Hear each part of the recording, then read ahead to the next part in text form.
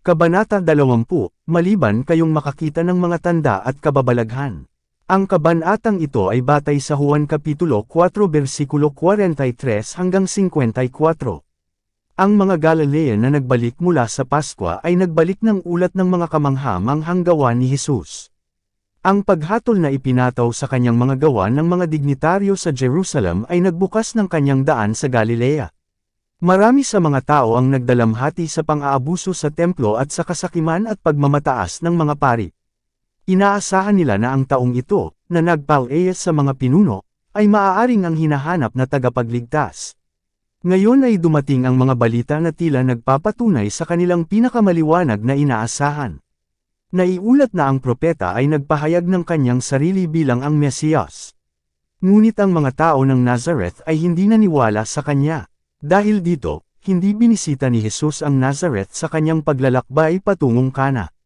Ipinahayag ng tagapagligtas sa kanyang mga disipulo na ang isang propeta ay walang karangalan sa kanyang sariling bansa. Tinatansya ng mga lalaki ang pagkatao sa pamamagitan ng kung saan sila mismo ay may kakayahang pahalagahan.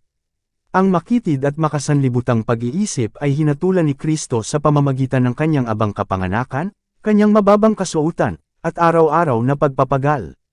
Hindi nila mapahahalagahan ang kadalisayan ng espiritong iyon kung saan walang bahid ng kasalanan. Ang balita ng pagbabalik ni Kristo sa Kana sa lalong madaling panahon ay kumalat sa buong Galilea, na nagdadala ng pag-asa sa mga nagdurusa at namimigati. Sa Capernaum ang balita ay nakakuha ng atensyon ng isang Judeong maharlika na isang opisyal sa paglilingkod sa hari. Isang anak ng opisyal ang nagdurusa sa tila isang sakit na walang lunas. Ibinigay siya ng mga manggagamot upang mamatay, ngunit nang marinig ng ama ang tungkol kay Jesus, nagpasya siyang humingi ng tulong sa kanya. Ang bata ay napakababa, at ito ay natakot, na maaaring hindi mabuhay hanggang sa kanyang pagbabalik, gayunman nadama ng maharlika na dapat niyang personal na iharap ang kaso. Inaasahan niya na ang panalangin ng isang ama ay mapuko ang pakikiramay ng dakilang manggagamot. Pagdating sa Kana, nakita niya ang isang pulutong na nakapalibot kay Jesus. Sa pusong nababalisa ay dumiretso siya sa presensya ng tagapagligtas. Nang hina ang kanyang pananampalataya nang makita lamang niya ang isang lalaking maaliwalas ang suot, maalikabok at pagod sa paglalakbay. Nag-alinlangan siya na magagawa ng taong ito kung ano ang naparito upang hilingin sa kanya. Gayunpaman, nakahanap siya ng isang pakikipanayam kay Jesus, sinabi ang kanyang gawain, at nakiusap sa tagapagligtas na samahan siya sa kanyang tahanan. Ngunit nalaman na ni Jesus ang kanyang kalungkutan. Bago umalis ang opisyal sa kanyang tahanan, nakita ng tagapagligtas ang kanyang paghihirap. Ngunit alam din niya na ang ama, sa kanyang sariling isipan, ay gumawa ng mga kondisyon tungkol sa kanyang paniniwala kay Jesus. Maliban kung pagbigyan ng kanyang kahilingan, hindi niya siya tatanggapin bilang Mesiyas. Habang naghihintay ang opisyal sa matinding paghihirap ng pag-aalinlangan, sinabi ni Jesus, maliban kayong makakita ng mga tanda at mga kababalaghan, hindi kayo maniniwala. Sa kabila ng lahat ng ebidensya na si Jesus ang Kristo, ipinasya ng nagsusumamo na maging kondisyon ang kanyang paniniwala sa kanya sa pagbigay ng kanyang sariling kahilingan. Inihambing ng tagapagligtas ang nagtatanong na kawalan ng pananampalataya sa simpleng pananampalataya ng mga Samaritano, na hindi humingi ng himala o tanda. Ang kanyang salita, ang laging naruroon na katibayan ng kanyang pagka-Diyos, ay may nakakumbinsi na kapangyarihan na umabot sa kanilang mga puso. Si Kristo ay nasaktan na ang kanyang sariling mga tao, na pinagkatiwalaan ng mga sagradong orakulo, ay hindi marinig ang tinig ng Diyos na nagsasalita sa kanila sa kanyang anak. Ngunit ang maharlika ay may antas ng pananampalataya, sapagkat naparito siya upang itanong kung ano ang tila sa kanya ang pinakamahalaga sa lahat ng pagpapala. Si Jesus ay may mas malaking kaloob na ipagkakaloob. Ninanais niya, hindi lamang na pagalingin ang bata, kundi gawin ng opisyal at ang kanyang sambahayan na mga kabahagi sa mga pagpapala ng kaligtasan, at magsindi ng liwanag sa Capernaum, na malapit ng maging larangan ng kanyang sariling mga gawain. Ngunit dapat matanto ng maharlika ang kanyang pangangailangan bago niya hangarin ang biyaya ni Kristo. Ang courtier na ito ay kumakatawan sa marami sa kanyang bansa. Interesado sila kay Jesus mula sa makasariling motibo. Umaasa silang makatanggap ng ilang espesyal na benepisyo sa pamamagitan ng kanyang kapangyarihan, At itinaya nila ang kanilang pananampalataya sa pagkakaloob ng temporal na linggap na ito, ngunit hindi nila alam ang tungkol sa kanilang espiritual na sakit, at hindi nila nakita ang kanilang pangangailangan ng banal na biyaya.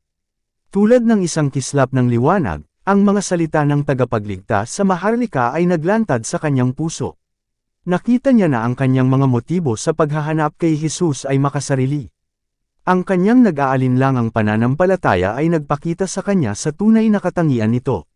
Sa matinding pagkabalisa ay napagtanto niya na ang kanyang pagdududa ay maaaring magdulot ng buhay ng kanyang anak. Alam niya na siya ay nasa presensya ng isang nakakabasa ng mga iniisip, at kung kanino lahat ng bagay ay posible. Sa matinding paghihirap ng pagsusumamo ay sumigaw siya, "Ginoo, bumaba ka na bago mamatay ang aking anak." Ang kanyang pananampalataya ay humawak kay Kristo gaya ni Jacob, nang nakipagbuno sa anghel. Siya ay sumigaw, "Hindi kita pababayaan, malibang pagpalain mo ako."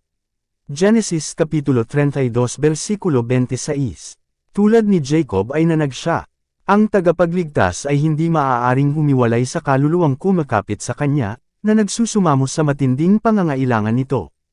"Humayo ka," sabi niya, "buhay ang anak mo." Ang Maharlika ay umalis sa presensya ng tagapagligtas na may kapayapaan at kagalakan na hindi pa niya nakilala noon. Hindi lamang siya naniwala na ang kanyang anak ay maibabalik, ngunit may malakas na pagtitiwala siya ay nagtiwala kay Kristo bilang manunubos. Sa parehong oras ang mga bantay sa tabi ng naghihingalong bata sa tahanan sa Capernaum ay nakakita ng isang biglaan at mahiwagang pagbabago. Ang anino ng kamatayan ay inalis sa mukha ng nagdurusa. Ang pamumula ng lagnat ay nagbigay lugar sa malambot na ningning ng bumabalik na kalusugan. Ang malabong mga mata ay lumiwanag sa katalinuhan, at ang lakas ay bumalik sa mahina, payat na katawan. Walang mga palatandaan ng kanyang karamdaman na nagtagal sa bata. Ang kanyang nag-aapoy na laman ay naging malambot at basa-basa, at siya ay nahulog sa isang tahimik na pagtulog. Iniwan siya ng lagnat sa sobrang init ng araw. Namangha ang pamilya, at napakalaki ng kasiyahan. Ang Kana ay hindi gaanong malayo sa Capernaum ngunit ang opisyal ay maaaring nakarating sa kanyang tahanan sa gabi pagkatapos ng kanyang pakikipanayam kay Jesus, ngunit hindi siya nagmadali sa paglalakbay pauwi. Hanggang sa kinaumagahan ay nakarating siya sa Capernaum. Ano ang isang homecoming ay na? Nang siya ay pumunta upang hanapin si Jesus, ang kanyang puso ay mabigat sa kalungkutan. Ang sikat ng araw ay tila malupit sa kanya. Ang mga awit ng mga ibon ay isang panunuya. Ibang-iba na ang nararamdaman niya ngayon. Ang lahat ng kalikasan ay nagsusuot ng bagong aspeto. Nakikita niya gamit ang mga bagong mata. Habang naglalakbay siya sa katahimikan ng madaling araw, ang buong kalikasan ay tila pinupuri ang Diyos kasama niya. Habang siya ay medyo malayo pa mula sa kanyang sariling tirahan, ang mga tagapaglingkod ay lumabas upang salubungin siya. Sabik na maibsan ang pananabik na tiyak nilang dapat niyang maramdaman. Hindi siya nagpapakita ng sorpresa sa balitang dala nila, ngunit sa lalim ng interes ay hindi nila alam na nagtatanong siya kung anong oras nagsimulang gumaling ang bata. Sumagot sila, kahapon sa 7 oras ay iniwan siya ng lagnat. Sa mismong sandali nang mahawakan ng pananampalataya ng ama ang katiyakang, "Buhay ang iyong anak," ang banal na pag-ibig ay humipos sa naghihingalong anak. Nagmamadaling batiin ng ama ang kanyang anak. Ikinapit niya siya sa kanyang puso bilang isa na muling nabuhay mula sa mga patay, at paulit-ulit na nagpapasalamat sa Diyos para sa kamangha-manghang pagpapanumbalik na ito. Ang Maharlika ay nagnanais na makilala pa si Kristo.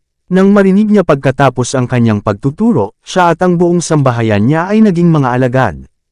Ang kanilang paghihirap ay pinabanal sa pagbabagong loob ng buong pamilya. Ang balita ng himala ay kumalat, at sa Capernaum, kung saan ginawa ang napakaraming makapangyarihang mga gawa, ang daan ay inihanda para sa personal na ministeryo ni Kristo. Siya na nagpala sa Maharlika sa Capernaum ay katulad din ng pagnanais na pagpalain tayo.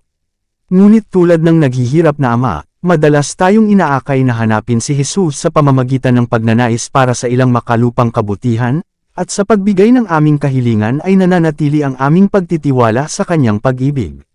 Nais ng tagapagligtas na bigyan tayo ng mas malaking pagpapala kaysa hinihiling natin, at inaantala niya ang sagot sa ating kahilingan na maipakita niya sa atin ang kasamaan ng ating sariling mga puso, at ang ating matinding pangangailangan ng kanyang biyaya.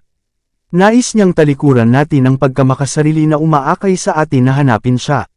Sa pagtatapat ng ating kawalan ng kakayahan at mapait na pangangailangan, dapat nating itiwala ng buo ang ating sarili sa kanyang pag-ibig. Nais ng maharlika na makita ang katuparan ng kanyang panalangin bago siya maniwala, ngunit kailangan niyang tanggapin ang salita ni Jesus na ang kanyang kahilingan ay dininig at ang pagpapala ay ipinagkaloob. Ang aral na ito ay dapat din nating matutunan. Hindi dahil nakikita o nararamdaman natin na naririnig tayo ng Diyos ay dapat tayong maniwala. Dapat tayong magtiwala sa kanyang mga pangako. Kapag lumalapit tayo sa kanya ng may pananampalataya, ang bawat kahilingan ay pumapasok sa puso ng Diyos. Kapag hiniling natin ang kanyang pagpapala, dapat tayong maniwala na tinatanggap natin ito, at pasalamatan siya na natanggap natin ito. Pagkatapos ay gagawin natin ang ating mga tungkulin, na nakatitiyak na ang pagpapala ay maisa sa katuparan kapag kailangan natin ito ng lubos. Kapag natutunan nating gawin ito, malalaman natin na ang ating mga panalangin ay sinasagot. Gagawin ng Diyos para sa atin ang labis na sagana, ayon sa kayamanan ng kanyang kaluwalhatian, at sa paggawa ng kanyang makapangyarihang kapangyarihan. Efeso Kapitulo 3 versikulo 20, 16, Efeso Kapitulo 1 versikulo 19. Dito nagtatapos ang Kabanata 20. Para updated ka sa susunod na kabanata, ay huwag kalimutang mag-subscribe, mag-follow at mag-share sa ating channel Renilab TV. Maraming salamat po.